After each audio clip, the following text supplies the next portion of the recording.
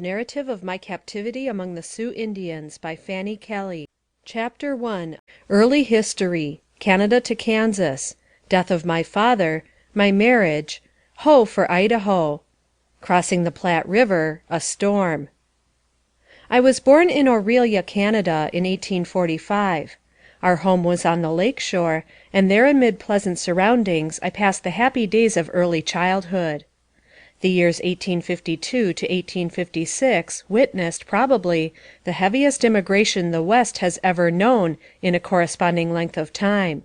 Those who had gone before sent back to their friends such marvelous accounts of the fertility of the soil, the rapid development of the country, and the ease with which fortunes were made, the Western fever became almost epidemic.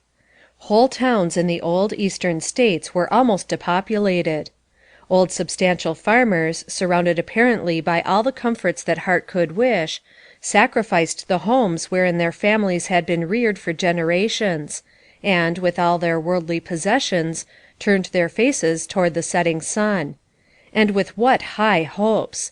Alas, how few comparatively met their realization! In 1856, my father, James Wiggins, joined a New York colony bound for Kansas. Being favorably impressed with the country and its people, they located the town of Geneva, and my father returned for his family. Reaching the Missouri River on our way to our new home, my father was attacked with cholera and died. In obedience to his dying instructions, my widowed mother, with her little family, continued on the way to our new home. But oh, with what saddened hearts we entered into its possession! It seemed as if the light of our life had gone out. He who had been before to prepare that home for us was not there to share it with us, and, far away from all earthly associations, almost alone in a new and sparsely settled country, it seemed as though hope had died. But God is merciful. He prepares the soul for its burdens. Of a truth, "He tempers the wind to the shorn lamb." Our family remained in this pleasant prairie home, where I was married to Josiah S. Kelly. My husband's health failing, he resolved upon a change of climate. Accordingly, on the 17th of May, 1864, a party of 6 persons, including Mr. Gardner Wakefield, my husband, myself, our adopted daughter, my sister's child, and 2 colored servants, started from Geneva, with high wrought hopes and pleasant anticipations of a romantic and delightful journey across the plains, and a confident expectation of future prosperity among the golden hills of Idaho. A few days after commencing our journey, we were joined by Mr. Sharp, a Methodist clergyman, from Verdigris River, about 30 miles south of Geneva, and, a few weeks later, we overtook a large train of emigrants, among whom were a family from Allen County, with whom we were acquainted: Mr. Larimer, wife, and a child, a boy 8 years old. Preferring to travel with our small train, they left the larger one, and became members of our party. The addition of one of my own sex to our little company was cause of much rejoicing to me, and helped relieve the dullness of our tiresome march. The hours of noon and evening rest were spent in preparing our frugal meals, gathering flowers with our children, picking berries, hunting curiosities, or gazing in rapt wonder and admiration at the beauties of this strange, bewildering country. Our amusements were varied. Singing, reading, writing to friends at home, or pleasant conversation occupied our leisure hours. So passed the first few happy days of our emigration to the land of sunshine and flowers. When the sun had set, when his last rays were flecking the towering peaks of the Rocky Mountains, gathering around campfires in our little home-like tent, we ate with a relish known only to those who, like us, scented the pure air, and lived as nature demanded.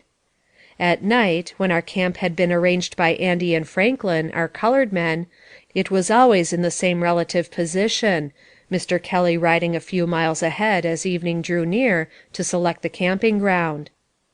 The atmosphere, which during the day was hot and stifling, became cool, and was laden with the odor of prairie flowers, the night dews filling their beautiful cups with the waters of heaven. The solemnity of night pervaded everything. The warblings of the feathered tribe had ceased. The antelope and deer rested on the hills.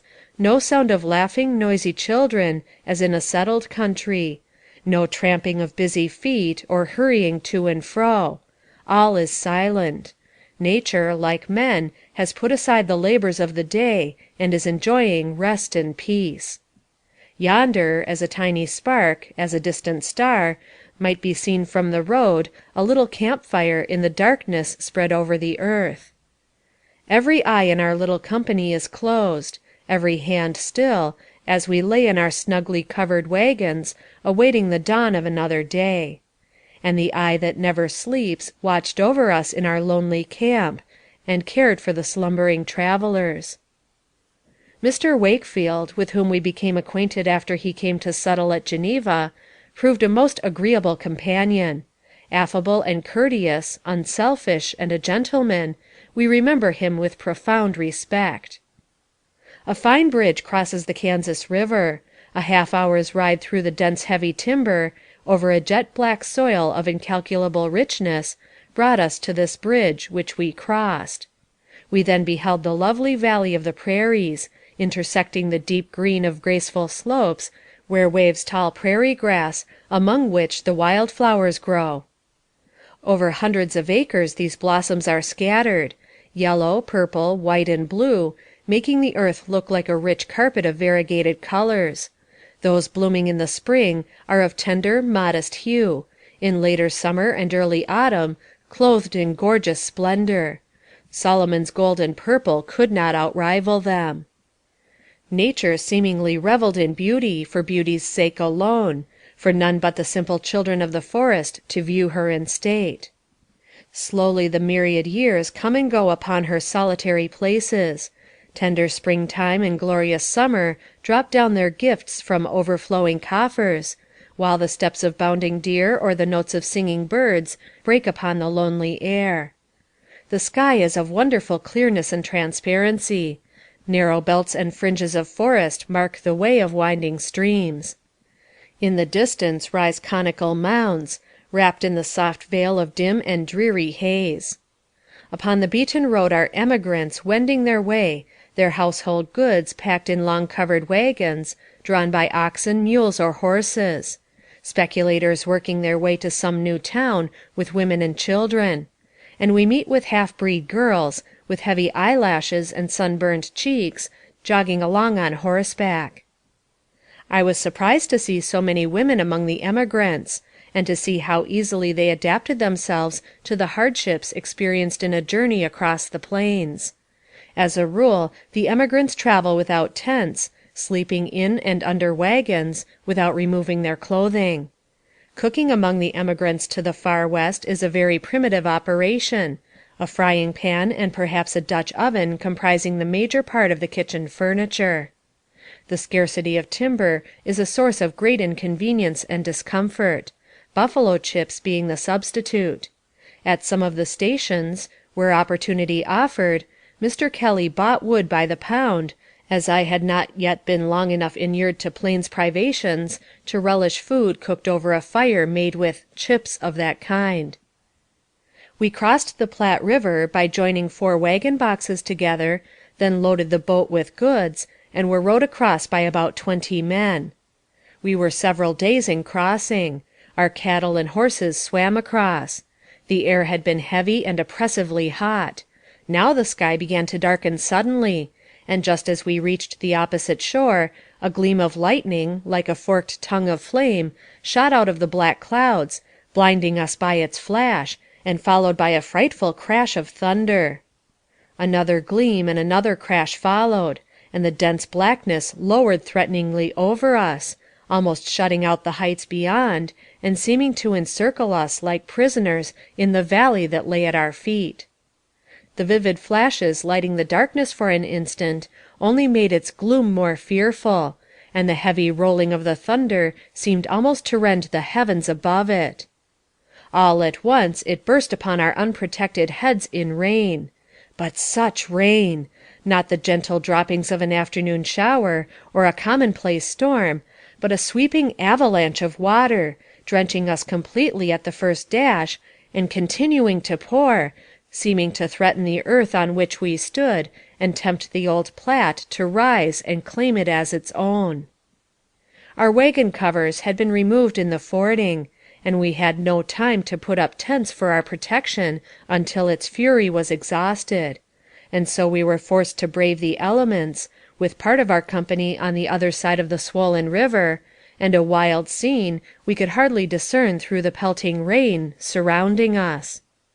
One soon becomes heroic in an open-air life, and so we put up what shelter we could when the abating storm gave us opportunity, and, wringing the water out of clothes, hair, and eyebrows, we camped in cheerful hope of a bright tomorrow, which did not disappoint us, and our hundreds of emigrant companions scattered on the way. Each recurring Sabbath was gratefully hailed as a season of thought and repose. As a matter of conscience and duty we observed the day, and took pleasure in doing so. We had divine service performed, observing the ceremonies of prayer, preaching, and singing, which was fully appreciated in our absence from home and its religious privileges. 25 miles from California Crossing is a place called Ash Hollow, where the eye is lost in space as it endeavors to penetrate its depths. Here some years before, General Harney made his name famous by an indiscriminate massacre of a band of hostile Indians, with their women and children. End of chapter 1. Chapter 2. The Attack and the Capture. A train of wagons were coursing their westward way, with visions of the future bright as our own. Sometimes a single team might be seen traveling alone. Our party were among the many small squads emigrating to the land of promise. The day on which our doomed family were scattered and killed was the 12th of July, a warm and oppressive day. The burning sun poured forth its hottest rays upon the great Black Hills and the vast plains of Montana, and the great emigrant road was strewed with men, women, and children, and flocks of cattle, representing towns of adventurers. We looked anxiously forward to the approach of evening, with a sense of relief after the excessive heat of the day. Our journey had been pleasant, but toilsome, for we had been long weeks on the road. Slowly our wagons wound through the timber that skirted the little box elder, and, crossing the stream, we ascended the opposite bank. We had no thought of danger or timid misgivings on the subject of savages, for our fears had been all dispelled by constantly received assurances of their friendliness.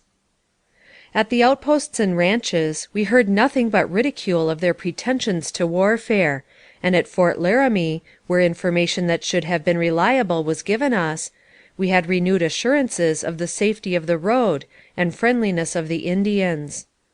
At Horseshoe Creek, which we had just left, and where there was a telegraph station, our inquiries had elicited similar assurances as to the quiet and peaceful state of the country through which we must pass. Being thus persuaded that fears were groundless, we entertained none, and, as I have mentioned before, our small party preferred to travel alone on account of the greater progress made in that way. The beauty of the sunset and the scenery around us filled our hearts with joy, and Mr. Wakefield's voice was heard in song for the last time, as he sang, "Ho, for Idaho!" Little Mary's low, sweet voice, too, joined in the chorus. She was so happy in her childish glee on that day, as she always was. She was the star and joy of our whole party.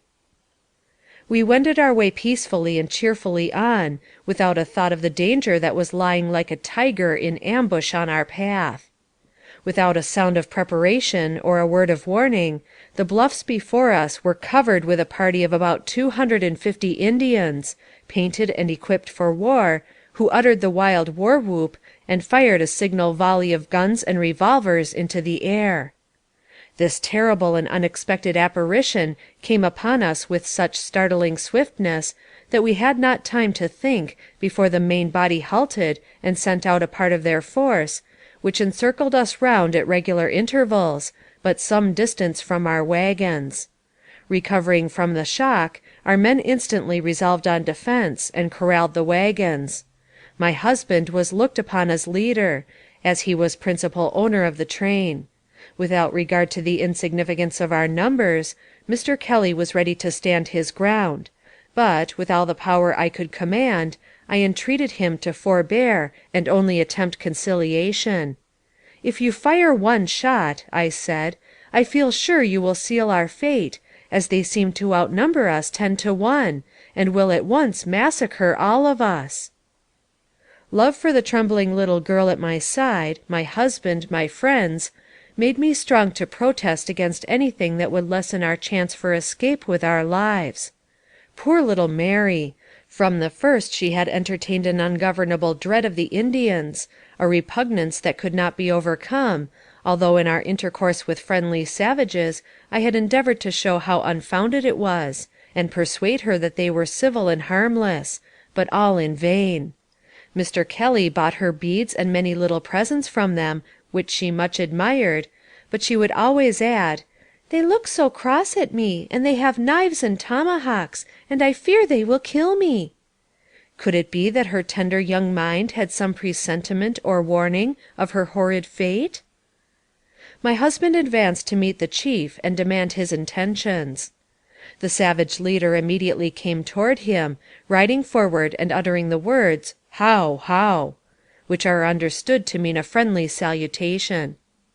His name was Ottawa, and he was a war chief of the Ogallala band of the Sioux nation.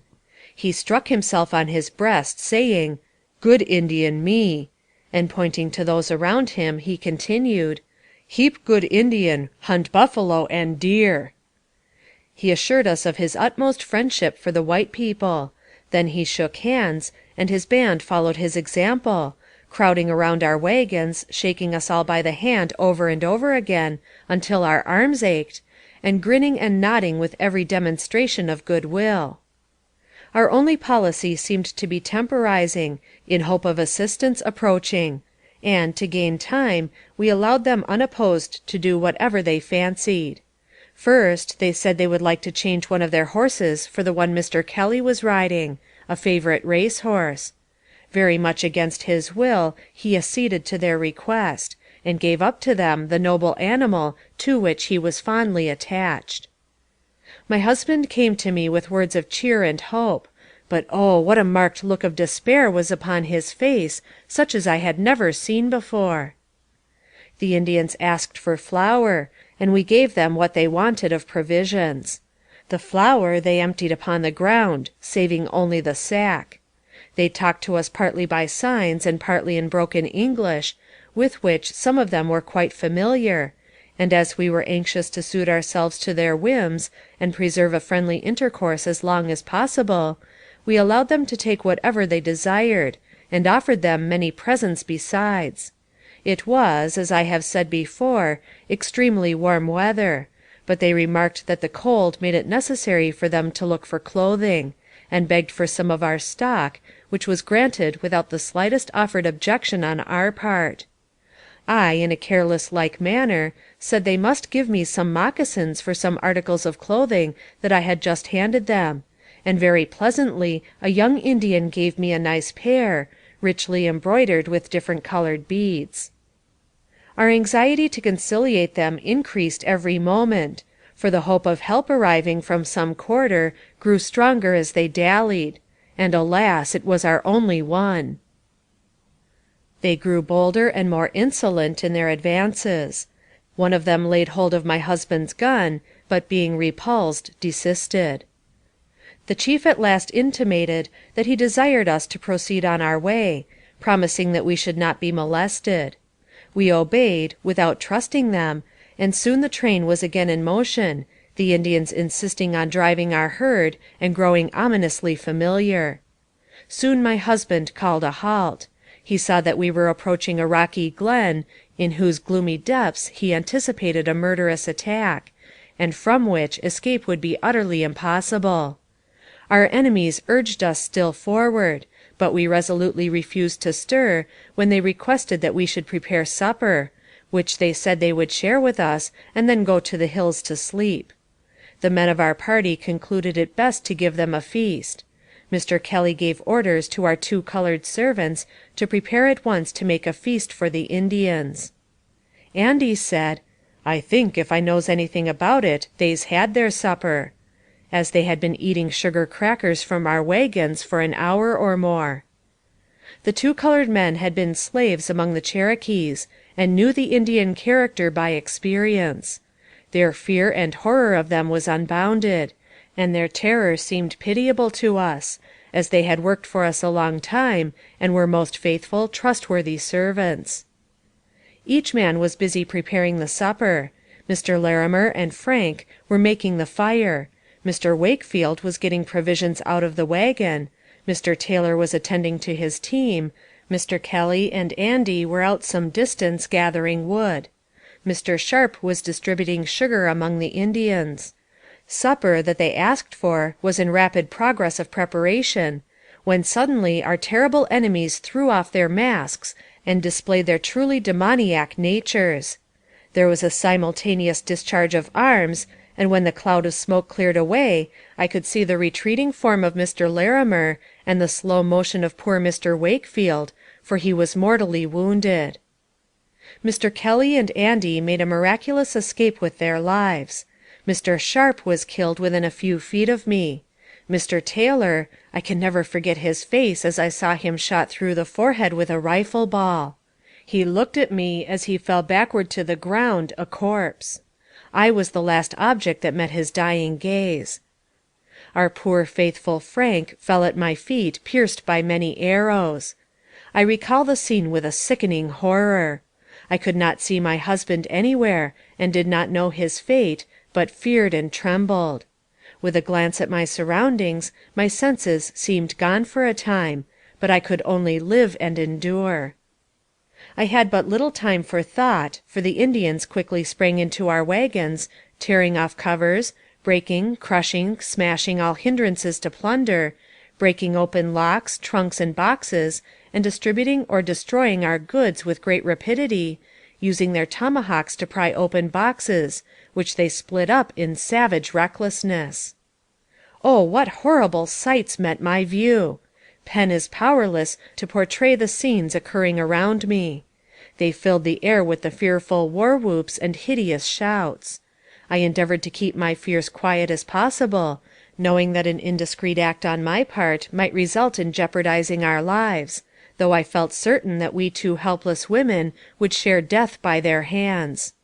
But with as much of an air of indifference as I could command, I kept still, hoping to prolong our lives, even if but a few moments. I was not allowed this quiet but a moment, when 2 of the most savage looking of the party rushed up to my wagon, with tomahawks drawn in their right hands, and with their left hand seized me by both hands and pulled me violently to the ground, injuring my limbs very severely, almost breaking them, from the effects of which I afterwards suffered a great deal. I turned to my little Mary, who with outstretched hands was standing in the wagon, took her in my arms, and helped her to the ground.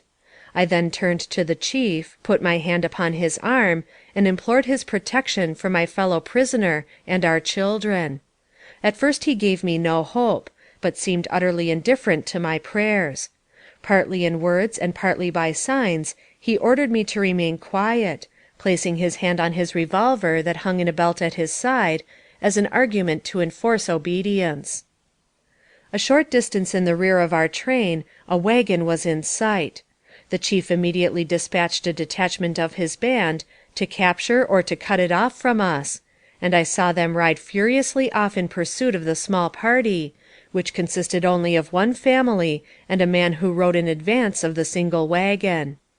The horseman was almost instantly surrounded and killed by a volley of arrows.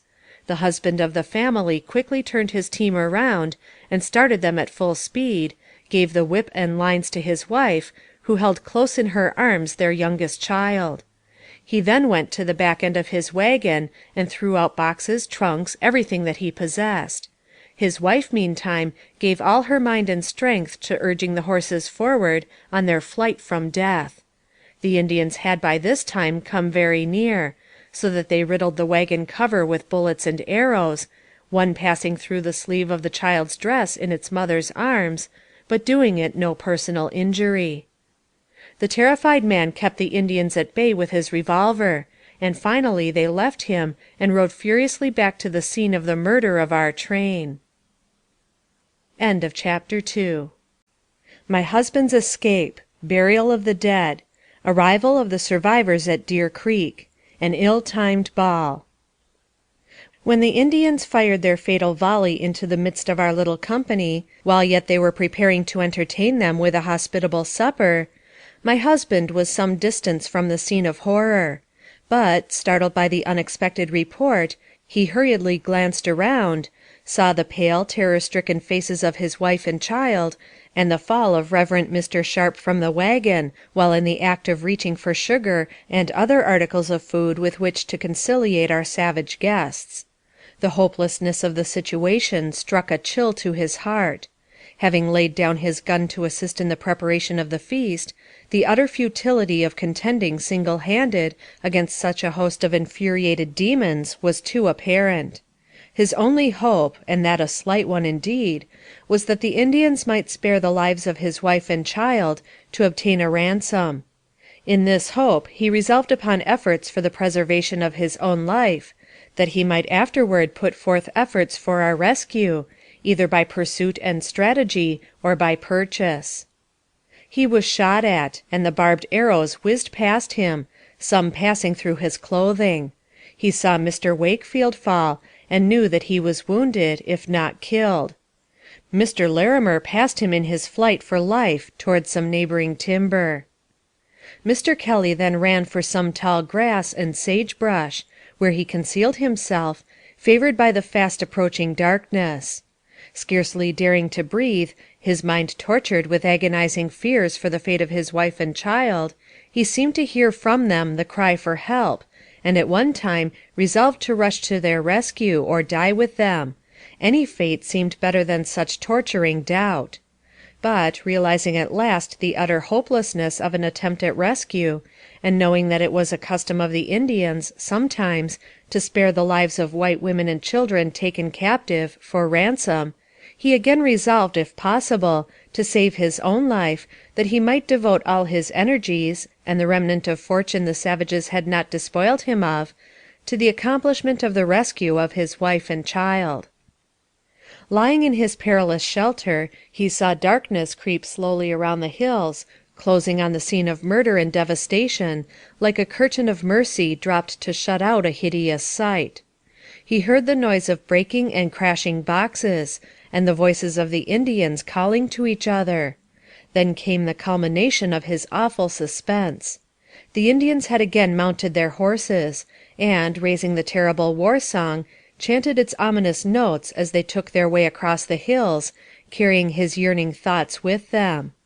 Pen is powerless to portray the agony, to him, of those fearful moments. Still fearing to move in the darkness, he distinguished footsteps near him, and knew by the stealthy tread that they were those of an Indian. In breathless silence he crouched close to the ground, fearing each instant the descent of the tomahawk and the gleam of the scalping knife, when, strange to say, a venomous reptile came to his rescue, and his enemy fled before it. A huge rattlesnake, one of the many with which that region is infested, raised its curved neck close beside him, and, thrusting forth its poisonous fangs, gave a warning rattle. The prowling Indian took alarm at the sound. Other snakes, roused for the safety of their young in the dens around, repeated it, and the savage, knowing it would be death to venture further, retreated, leaving my husband in safety where he had taken refuge. For, although he must have lain close to the noisome reptile, he received no hurt, and the greater horror of his human foe rendered him almost indifferent to the dangers of his surroundings. Cautiously he crawled out of the weeds and grass, and, rising to his feet unharmed, started swiftly in an eastward direction. He had to go far out in the hills to avoid the savages, and, after traveling many miles around, he at last reached the large train, with which the small party I had seen pursued had previously taken refuge. They were already consolidating with other trains for defense, and would not venture to join Mr. Kelly, although he earnestly implored assistance to go out in aid of his friends and family, if any of them should be left alive. The colored man, Andy, soon after joined them. He came in running and in great excitement, and was about to report all the company killed, when he joyfully discovered Mr. Kelly. Great consternation and alarm had spread with the tidings of the massacre, and fears for personal safety prevented any one from joining my unhappy husband in efforts to rescue his wife and child, or succor his missing companions. The train did not move forward until reinforced by many others along the road, and even then every precaution was taken to secure safety and prevent a surprise. Women in many instances drove the teams, to prevent their husbands or fathers being taken at a disadvantage. Weapons were in every man's hands, and vigilant eyes were fixed on every bluff or gorge, anticipating attack. A little time and travel brought them to the first scene of murder, where they found the dead body of the companion of the man who so narrowly escaped with his family. They placed the body in a wagon, and proceeded to the dreaded spot where the slaughter of our party had occurred. The wagons still were standing, and feathers, flour, the remnants of much that was but half destroyed, lay scattered on the ground. Mr. Kelly, with faltering steps, supported by the strong arm of Andy, was among the first to search the spot. His intense distress for the unknown fate of his family urged him on, although he dreaded to think of what the bloody spot might disclose to him. The dead bodies of Mr. Sharp, Mr. Taylor, and our colored servant Franklin were discovered lying where they had fallen. Poor Frank had been shot by an arrow that pierced both his legs, pinning them together, in which condition he had been murdered by the ruthless wretches by having his skull broken. Both Mr. Sharp and Mr. Taylor left large families at home to mourn their loss. Mr. Larimer came up with an arrow wound in one of his limbs. He had passed the night in trying to elude his savage pursuers, and was very tired and exhausted, and very much distressed about his wife and son, a robust little fellow of 8 or 9 years. But Mr. Wakefield was nowhere to be seen. After searching the brushwood for some time, and a quarter of a mile distant from the scene of attack, they discovered him still alive, but pierced by 3 arrows that he had vainly endeavored to extract, succeeding only in withdrawing the shafts, but leaving the steel points still deeply embedded in his flesh. Mr. Kelly took him and cared for him with all the skill and kindness possible. No brothers could have been more tenderly attached to each other than they. He then procured as comfortable a conveyance as he could for them, and picked up a few relics from our demolished train. Among them was a daily journal of our trip, from the time we were married until the hour that the Indians came upon us. This he prized, as he said, more than he did his life.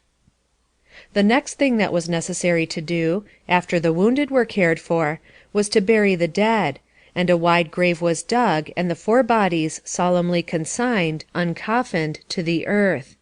A buffalo robe was placed above them, and then the earth was piled on their unconscious breasts. At that time the question of color had occasioned much dissension, and controversy ran high as to the propriety of allowing the colored people the privilege of sitting beside their white brethren. Poor Franklin had shared death with our companions, and was not deemed unworthy to share the common grave of his fellow victims. They lie together in the valley of Little Box Elder, where with saddened hearts our friends left them, thinking of the high hopes and fearless energy with which they had started on their journey, each feeling secure in the success that awaited them, and never, for a moment, dreaming of the grave in the wilderness that was to close over them and their earthly hopes. They were buried on the desolate plain, 1,000 miles away from their loved ones and children, who bemoan their sad, untimely fate. Mr. Kelly found part of his herd of cattle grazing near by.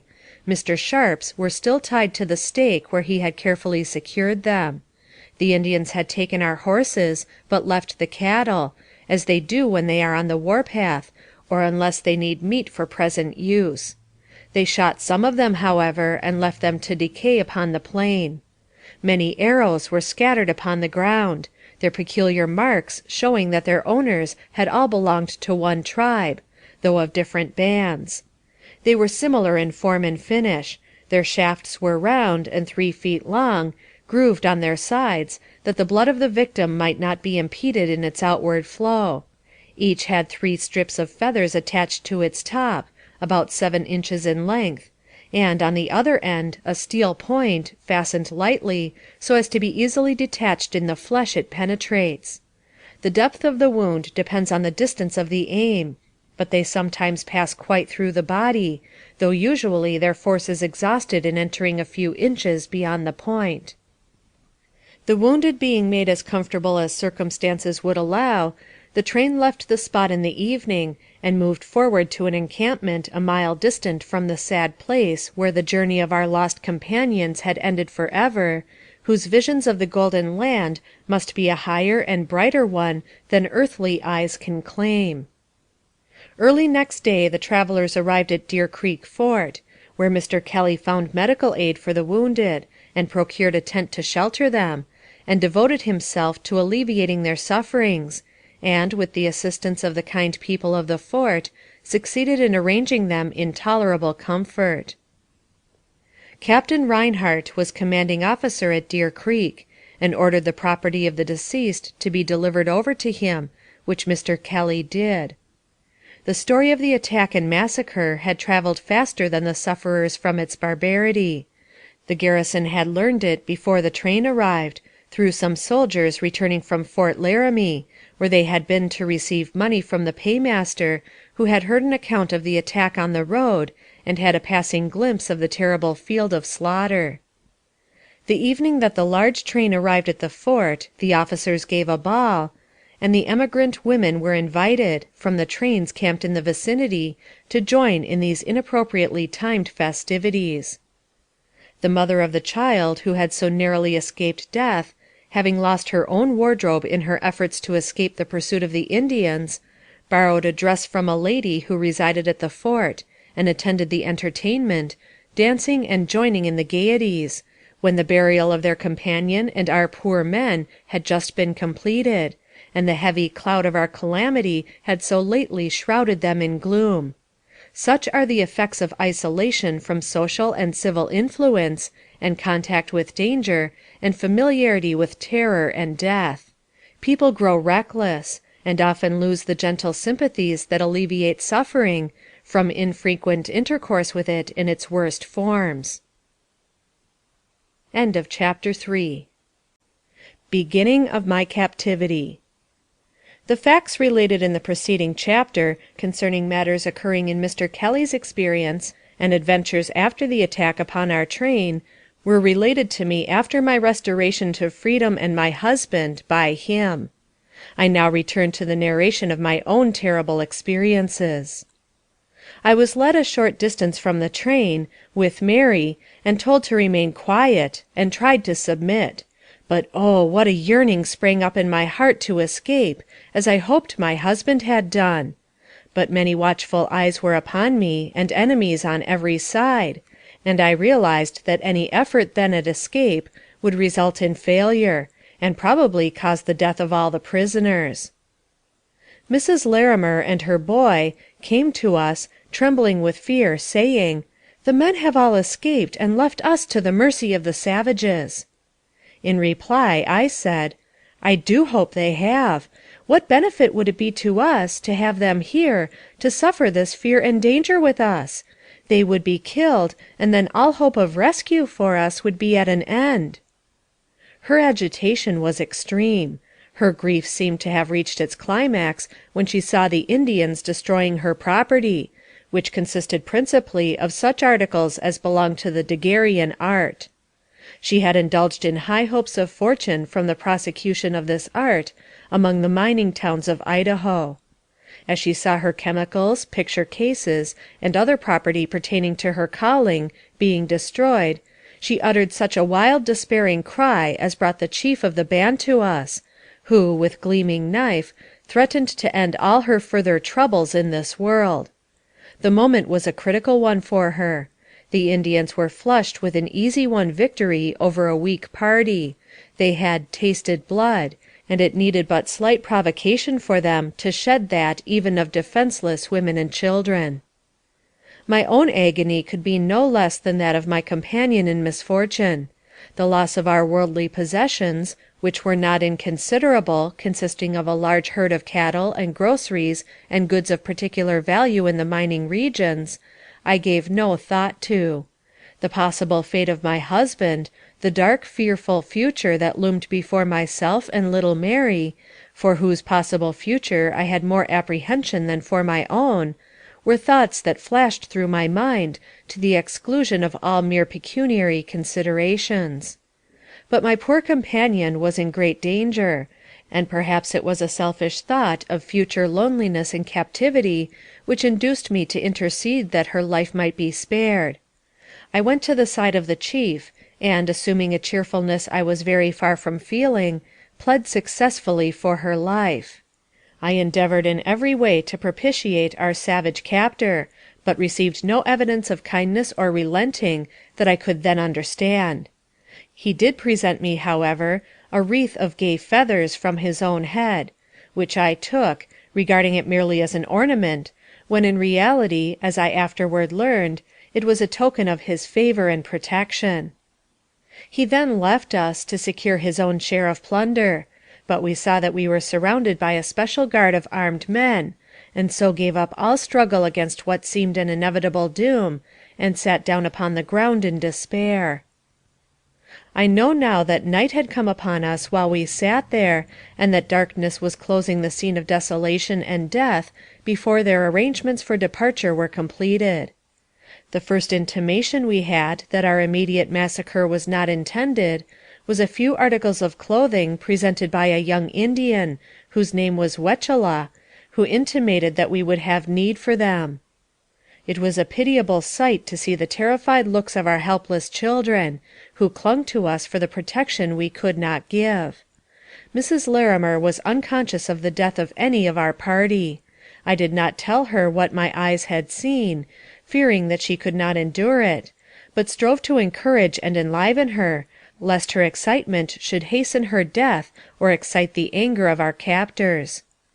We both feared that when the Indians made their arrangements for departure, we would be quickly disposed of by the scalping knife, or even should we escape for the time, we saw no prospect of release from bondage. Terror of the most appalling nature for the fate of the children possessed me, and all the horrors of Indian captivity that we had ever heard crowded on our minds with a new and fearful meaning. The slow fires, the pitiless knife, the poisoned arrows, the torture of famine, and 1,000 nameless phantoms of agony passed before our troubled souls, filling us with fears so harrowing that the pangs of dissolution compared to them must have been relief. It may be thought almost impossible in such a chaos of dread to collect the soul in prayer; but when woe is come, the soul is dumb, that crieth not to God; and the only respite we could claim from despair was the lifting of our trembling hearts upward to the God of mercy. Those hours of misery can never be forgotten. We were oppressed by terrors we could not explain or realize. The sudden separation from those we loved and relied on, our own helplessness, and the gloom of uncertainty that hung over our future, surely none can better testify to the worth of trust in God than those whose hope on earth seemed ended, and, faint and weak as our faith was, it saved us from utter desolation and the blackness of despair. From among the confused mass of material of all kinds scattered about, the same young Indian, Wechela, brought me a pair of shoes, also a pair of little Mary's. He looked kindly as he laid these articles before me, intimating by his gestures that our lives were to be spared, and that we should have need of them and other clothing during our long march into captivity. He also brought me some books and letters, all of which I thankfully received. I readily conceived a plan to make good use of them, and secreted as many as I could about my clothing. I said to Mrs. Larimer, "If I can retain these papers and letters, and we are forced to travel with the Indians into their unknown country, I shall drop them at intervals along the way we are taken, as a guide, and trust in God that our friends may find and follow them to our rescue, or if an opportunity of escape offer, we will seize it, and by their help retrace our steps." The property that the Indians could not carry with them, they gathered into a pile and lighted. The light of the flames showed us the forms of our captors busily loading their horses and ours with plunder, and preparing to depart. When their arrangements were completed, they came to us and signified that we must accompany them, pointing to the horses they led up to us, and motioning us to mount. The horse assigned to me was one that had belonged to Mr. Larimer, and was crippled in the back. This I endeavored to make them understand, but failed. This was the first reliable assurance they gave us that our lives were not in immediate danger, and we received it gratefully, for with the prospect of life, hope revived, and faith to believe that God had not forsaken us, and that we might yet be united to our friends, who never seemed dearer than when we were about to be carried into captivity by the hostile sons of the forest. Many persons have since assured me that, to them, death would have been preferable to life with such prospects, saying that rather than have submitted to be carried away by savages, to a dark and doubtful doom, they would have taken their own lives. But it is only those who have looked over the dark abyss of death who know how the soul shrinks from meeting the unknown future. Experience is a grand teacher, and we were then in her school, and learned that while hope offers the faintest token of refuge, we pause upon the fearful brink of eternity, and look back for rescue. Mrs. Larimer had climbed into her saddle, her boy placed behind her on the same horse, and started on, accompanied by a party of Indians. I also climbed onto my saddle, but was no sooner there when the horse fell to the ground, and I under him, thus increasing the bruises I had already received, and causing me great pain. This accident detained me some time in the rear.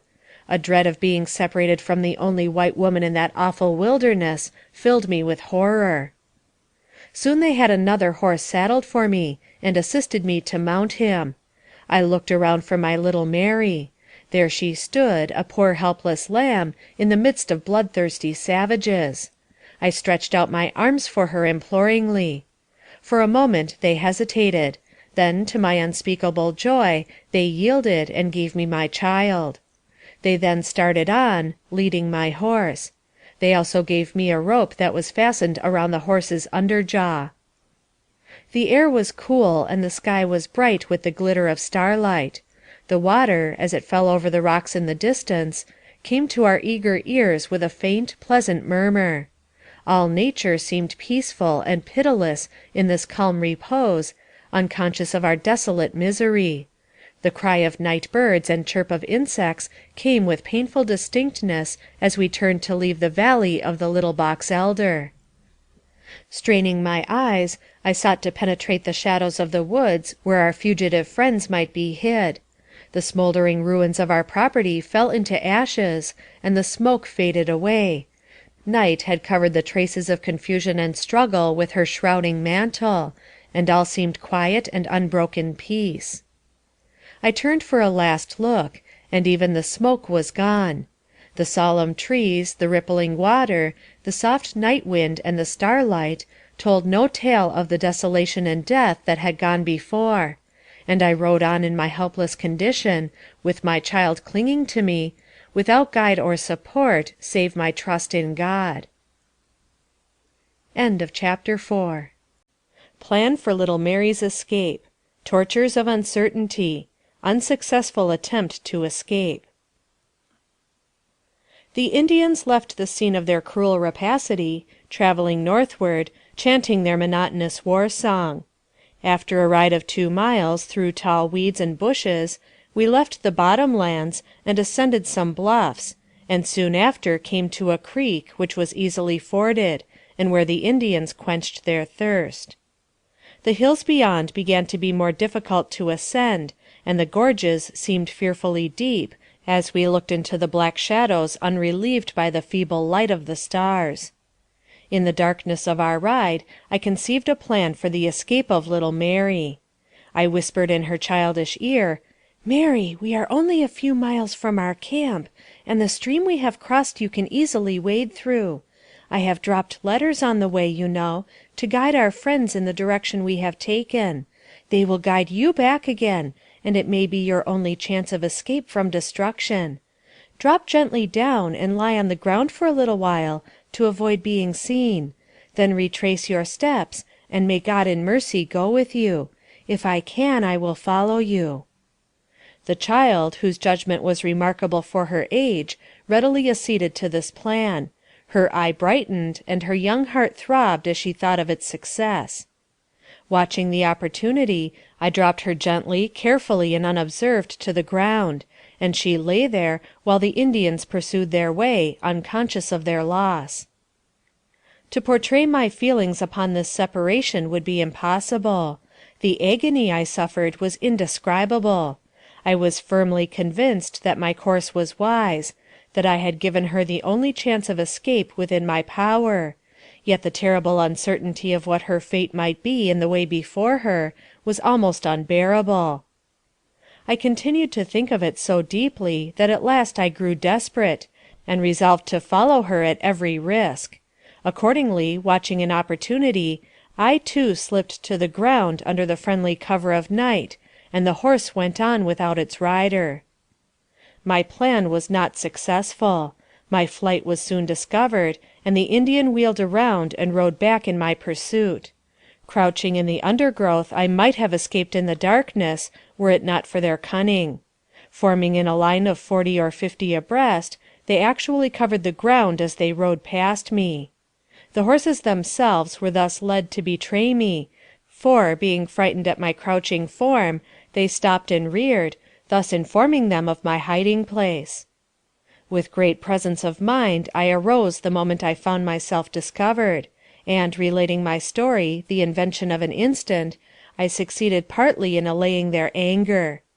I told them the child had fallen asleep and dropped from the horse, that I had endeavored to call their attention to it, but in vain, and, fearing I would be unable to find her if we rode further, I had jumped down and attempted the search alone. The Indians used great violence toward me, assuring me that if any further attempts were made to escape, my punishment would be accordingly. They then promised to send a party out in search of the child when it became light. Poor little Mary, alone in the darkness, a little helpless child, who can portray her terror?